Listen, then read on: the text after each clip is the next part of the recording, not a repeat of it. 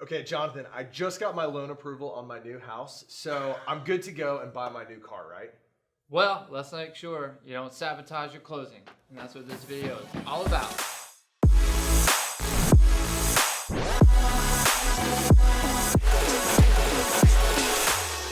All right, so Jonathan, I just got my loan approval.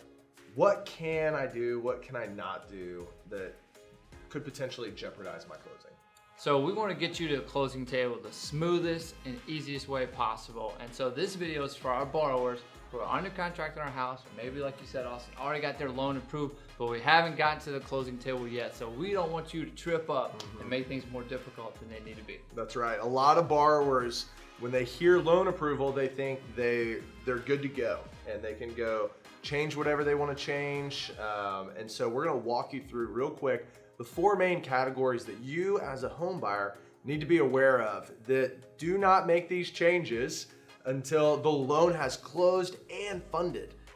We've seen people make critical errors even after they've gotten the clear to close on the loan. So we're gonna walk through that real quick. Jonathan, let's talk about credit first. Yeah, so we want you to be very considerate of how you're using your credit when you are under contract. And so first thing we want to do, Austin, is hit a couple of things to do. And the big one is stay current on your current debts and liabilities. Like, don't miss a credit card payment. Don't miss a car payment. Stay current on your current liabilities and monthly payments. A big one that people will sometimes forget about is staying current on their current mortgage, right? When you already own a house, you're selling that house, you're moving to the next home. If that house that you haven't sold yet hasn't closed, you got to keep making those mortgage payments. Do not make the mistake of not making a mortgage payment. And we also see this in refinances a lot as well. So if you're refinancing, you got to keep making those mortgage payments on your current loan before you close on your new refinance. A couple of things that you want to also make sure you do is it's fine to use your credit cards and your other credit that you have as you normally do. So it's not like, unless your loan officer tells you otherwise, sometimes things are really that tight. But unless your loan officer tells you otherwise, you're fine to use what you already have. You just don't want to go out and create new debt like we're going to go over. Yeah, exactly. And then the last thing we would say to do is if maybe some of the balances on your credit cards are reporting differently on your credit report than they actually are, let us know. We can get that updated. We call that a rescore in our world, or we just get it updated, get a screenshot of your credit card statement, and then we don't have to include that liability in your debt to income ratio. That's right. And so those are the things to do. Austin, let's run through some of the things to not do. Please, we don't want you to mess her up. Do not do these things. So do not go and apply for any new credit or any new debt. We've seen this happen time and time again where people think that they're okay to go and finance new appliances for the house or a new vehicle or a vacation that they're going to go on. Some, people are getting married, they're financing their honeymoon. We need to be super, super careful that no new debts, no new liabilities are opened at all during the loan process if we can help it. Yeah, we know what that's like. You're excited. You're a couple of days out from closing. There's a Memorial Day sale, a Labor Day sale at Best Buy, and you think like, oh, it's just a washer and dryer. I'm going to finance it, and then boom, that can maybe mess up your debt to income ratio. Absolutely. Or cause a lot of paperwork we need to get and delay closing by a day or two. That's right. And something to point out is the reason that this happens is because we have to do a credit recheck. It's a soft pull, but we recheck your credit balances and we check to also see if anything has been opened. Yeah, a couple of days since the loan approval happened. So that all happens within a couple of days of closing, sometimes the day of closing. And so we will catch it if you try to sneak something in. So don't do it. Don't be sneaky. And the second thing not to do is if a family member or friend asks you to co-sign, do not do it while you're under contract to buy a house or about to buy a house. Be very, very, very conscious of doing something like that. Because when you co-sign for something, Austin, what does that mean? That means that you're equally liable for that debt. Mm-hmm. And so, that is, we're not saying don't co-sign for anything ever. But that's a separate conversation. But we are absolutely saying do not co-sign for anything whatsoever when you're in the loan process before you have closed and funded on your home. Yeah. All right. What about increasing debts on your existing trade lines?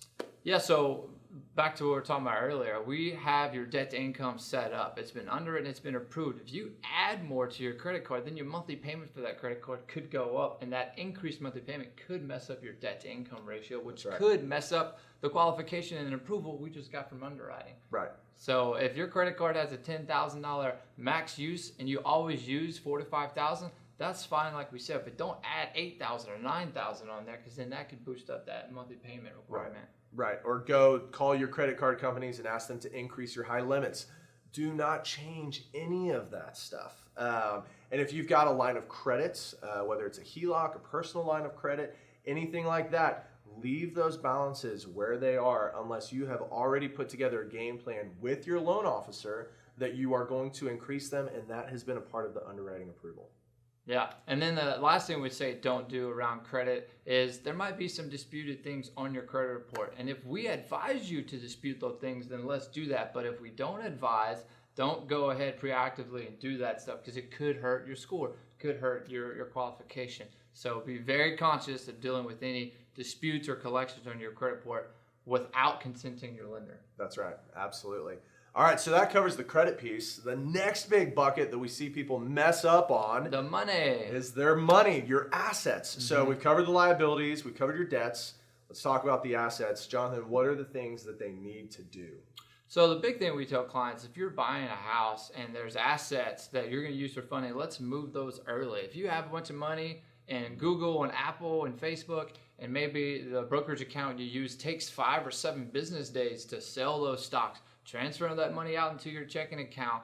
We might be doing a 10-day with you, which we'd love to do, but we need you to move those assets not delay moving that money. And so move assets early is the first thing we would say also. That's right, because we have to paper trail all of that. And so not only could there be a delay in moving the funds, there's also going to be a delay in being able to show those funds being posted and available in whatever account you're moving them to. And so if you're going to move money, move it early. That's for your sake, because otherwise no one's happy when closing gets delayed because we're waiting on your money that you've moved to your account to actually show up there. Okay, wiring funds to the title company. Talk to me about that, Jonathan. So this is a big one. We love when borrowers have the ability to receive a gift from a family member. That is awesome. You can totally use that, but we don't want it to mess up. We don't want it to mess up on your closing timeline or added documentation. We want you, again, to have an easy, simple mortgage process. And so we are big on wiring funds directly to the title company, especially if you get a gift fund. And we just want that gift giver to send those funds directly to the title company. Then the title company sends us a receipt of that gift, and then that's all we need. And the reason why is because title companies don't have to follow in the Bank Secrecy Acts. Yep. So wiring a gift fund to title is the way to go. Yes, especially if it's a conventional or jumbo loan. All right. The next thing is just make sure you also notify us if you're getting a gift, right? Yeah. So how to receive the gift, we recommend don't receiving it personally. It's fine if you do. It just increases documentation. We recommend that gift fund goes directly to the title company. But more important than all of that is make sure that you tell the lender that you're getting a gift. Absolutely. Super easy. Absolutely. As soon as you're aware, let us know. Even if you don't know what the total amount of that gift is going to be yet, sometimes that's in flux, let us know. As far as timing goes on the gift, it's not super critical that gift gets to the title company super early in the process. It's okay if it happens the day of closing usually, but we need to take care of getting gift letters and making sure underwriting is aware of it and that we do our due diligence on that part. All right, what should we not do as far as assets go? Absolutely. So what we were talking about earlier, we don't want you to close one of your savings accounts or checking accounts. Imagine if the money for your home purchase was in a savings account, you move that money into your checking account, but then you close that savings account. Our underwriter's going to see this deposit in your checking account for a large money, way more than your income makes and your pay stubs make. And they're like, where did this $20,000, $30,000 come from? Oh, it came from the savings account that I closed. Well, now the underwriter needs a statement on that account, and the borrower's like, well, I can't get an account for it. It's closed. And a lot of times the borrower has to go back to that financial institution, reopen that account and things like that. Yep. So do not close any of your accounts. Yeah, at least not until after the loan closes in funds. Exactly. We see this a lot with newly married couples, right? So maybe you've just gotten married or you're about to get married, you're starting to merge your assets, which we highly recommend doing. We're just recommending don't close those personal accounts until after the loan closes and funds. After that, you can go do whatever you want to do with your old accounts. Yep. The other thing is don't go ahead and pay off debt unless we advise you to. This is something, Jonathan, a lot of borrowers get real trigger happy with. They want to knock out, they see these debts, they think it's going to improve their underwriting, opportunities, it's going to improve their financing structure, so they just jump in and pay off debts. Why is that a problem? Yeah, because a lot of loan programs, we need to verify assets for your down payment, your closing costs, and sometimes reserves. Maybe you own a house, maybe you own a rental property. We're gonna need reserves, but in your head you're thinking, I only need 20 or 30,000 for a down payment or closing costs. But then we also might need some money for reserves, and so we don't want you spending your assets on things that are not related to the house, just in case we need those assets. That's right. We have to take all of this into consideration when we're looking at your loan approval. And so we don't want to see anything change that we didn't already anticipate changing. So obviously, big fans of paying off debt. Just make sure that it's part of the plan that you've gone over with your loan officer before you pay anything off. Sometimes we need you to, sometimes we need you to not. Yep. So just be cognizant of that. All right. The next big bucket, Jonathan, is employment. That's a big one. Your job, your work. We don't want anything to change with that, but we know life happens. Life happens. Yeah. So let's walk through what do people need to do in regard to their employment when they're in the loan process?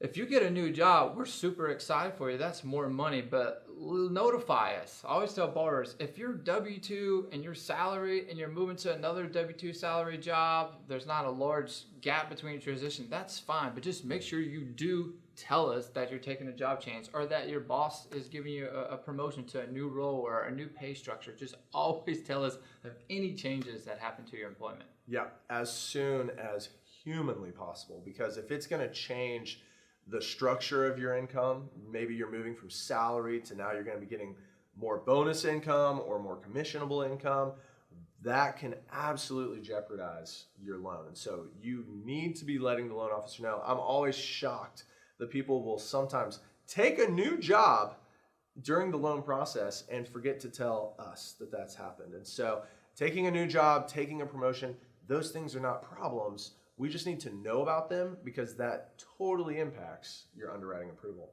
So, all right. And then as far as the documentation that they need to provide, how pressing is it that they get us their employment documents? Yeah, so when you apply for a mortgage, we're going to get your pay stubs. So maybe it's 90 or 120 days before you go on a contract. Well, the moment you go on a contract, we're going to need updated pay stubs. And I've had this happen where we were in Houston, oil and gas city. People are like, oh, well, for a month I worked in West Africa, and so my U.S. pay stubs didn't reflect that money or something like that. And now we need, some verification of employment from the employer. So it's like always get us your employment docs and your income docs as soon as possible, just so we can properly plan for any additional documents that might be needed so you close on time. That's right.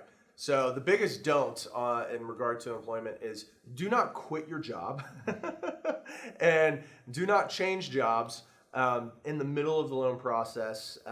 And if you are going to do one of those things, you've got to let us know as soon as possible. We've had people quit jobs after their loan was approved thinking that they were good to go. And obviously that loan got denied. So yeah, and when Austin and I say your employment status, like most people are W-2, which means they're employed. Some people are 1099, means they're self-employed. And so if you take a new job, W-2 salary to another W-2 salary, 99% of the time that's totally fine. But if you go from W-2 to 1099, that can be a big problem because now we're going to need a 2-year history on stuff like that. That's right. So that's why we want you to not change your job in the middle of the loan process. And if you do, please notify us, and maybe we coach you to take that new job after the later fact. Down the road. And another piece of advice, don't get fired during the loan process. We've seen that happen as well. So yeah, it can happen. Work hard when you're under contract to maintain your job and your current income. Yep. All right, so let's get ready for closing. Let's say we've gotten through all of that. Now you guys are experts on how to sabotage your closing or how to not sabotage it, preferably. Mm-hmm.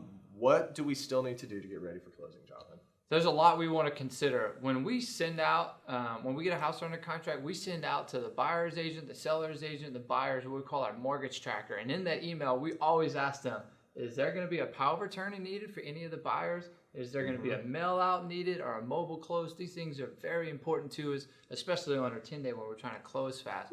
We don't want someone to hear the loan's clear to close, we're 1 or 2 days from closing, and then it's like, oh, the buyers are going to be in Colorado, or they're going to be out of the country or something like that. And it's like, oh my gosh, like now we might delay closing, or maybe you got to go find a U.S. embassy.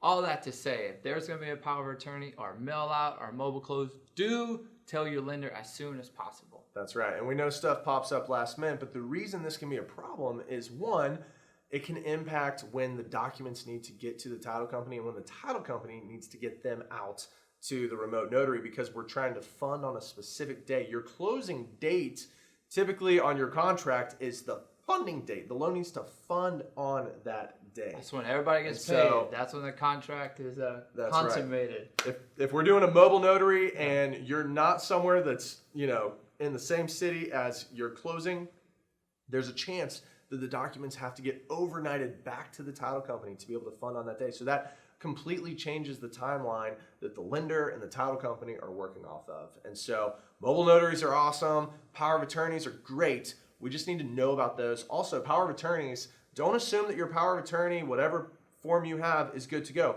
The title company and the lender have to approve the language on that power of attorney. There's specific language required, and that can vary from state to state. So just make sure that if you are going to do a power of attorney, we need to get that in even earlier, because that needs to be part of the approval process with the loan.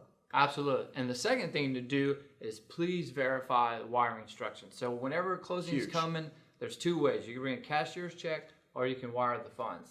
We're not preferable to either of them, but if you do wiring, get on the phone with the title company, verify the account number, verify the routing, because fraud is legit. There's some bad people out there, and we've heard horror stories. We haven't experienced any horror stories, but within the industry, we've heard of them. And so we do not want that to happen to you or your family. And then the second thing is, if you get a cashier's check, it's made out to the title company. And so every once in a while, somebody will faux pas that one a little bit. And this other thing I would add, Austin, is sometimes something really, really small might get changed. That's $1, $2 off. Maybe something with the HOA, maybe the notary fee, right? You threw in a mobile close last minute. So we always tell people, bring an extra personal check just in case something's $1 over that cashier's check you got. Most title companies will let you write a personal check for any differences that are under $1,000. Usually. Yeah, and so those are the things to do. And so, Austin, what are the things not to do as we head into closing? Yeah, I would say do not let your IDs expire. So this one can catch some people by surprise. We're looking at it, obviously, but if you go under contract, look at your driver's license or your passport or whatever photo government-issued ID you're using for the transaction. Make sure that that is not going to expire before your closing date. That is paramount. Very, very important. Yep. And then going back to the wiring thing, one of the reasons, I just want to mention this real quick, is with wire fraud, what happens is fraudsters are very good at this. And so the reason you want to get on the phone with the title company is you just want to make sure that the email instructions you receive from them, as it'll most likely be in an email, are actually from them. And if anybody sends you updated wiring instructions, that is almost 1,000% going to be fraud. So if you receive anything, you always want to verify that over the phone before you do anything with a wire. Very important. Absolutely. So as Austin and I shared at the beginning of this video, we want you and your family to have the easiest, smoothest closing as possible. Absolutely. And if you watch this video, Austin, you're a pro now. You're ready and prepared to not sabotage your closing. Yep. But if you're ever in doubt, reach out. That's what we're here for. That's what we tell our clients to do. Hey, it's okay to breathe when you're in the loan process. It's okay to live life as you normally do during the loan process. But if there's anything in your mind that goes, could this be a possible problem? Don't risk it. Just call us and we'll let you know. So that's it. Just remember, we're here to help keep mortgages simple for you. We'll see you next time.